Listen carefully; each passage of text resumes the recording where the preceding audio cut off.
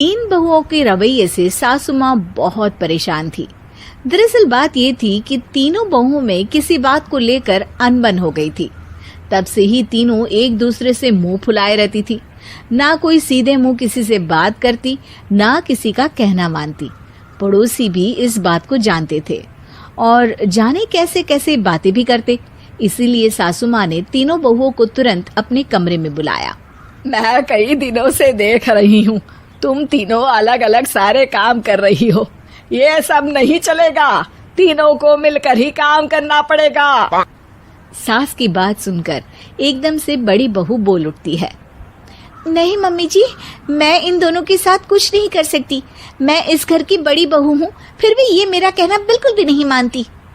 अरे जेठानी जी, जानबूझकर मुझे डबल काम करवाती है आप। और छोटी मुझसे टेढ़े मुंह ही बात करती है।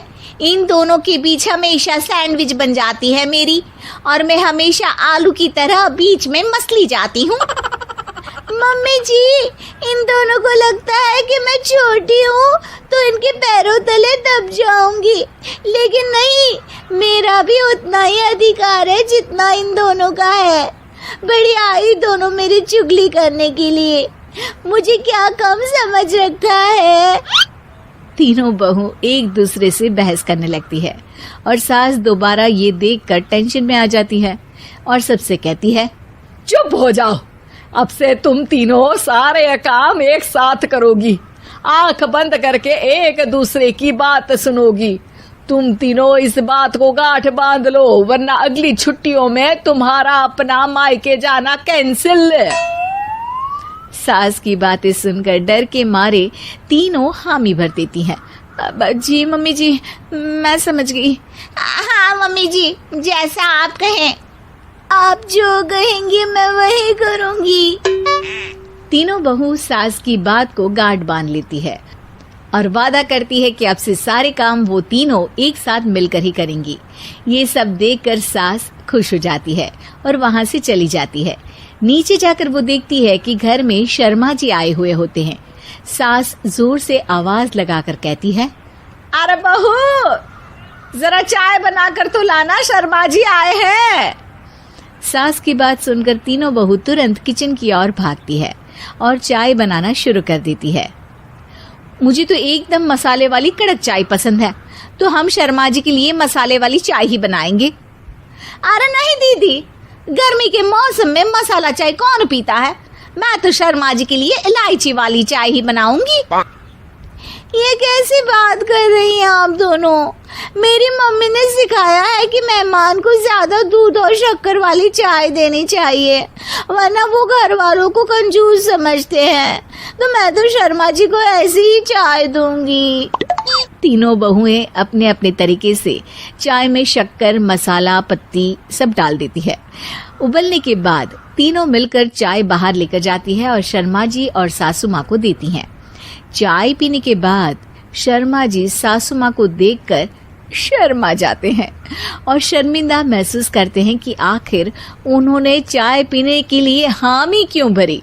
सासू माँ भी चाय पीना शुरू करती है और कहती हैं, अरे बहू, ये कैसी चाय बनाई है? चाय है या मीठे दूध की बासुंदी? हाँ, चाय अच्छी नहीं लगी क्या? कोई बात नहीं, हम पराठा बनाकर लाते हैं। चलो चलो अंदर। हाँ हाँ चलो।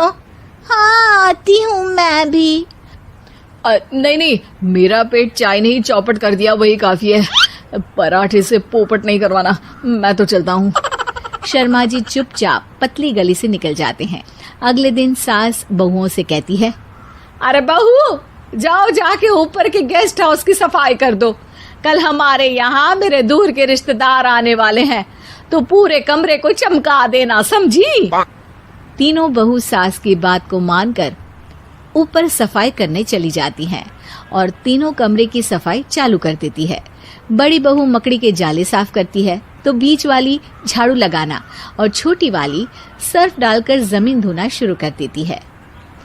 अरे दीदी, जेठानी जी, अभी मैंने पूरी फर्श धोई और आप फिर से धूल नीचे गिरा रही हैं।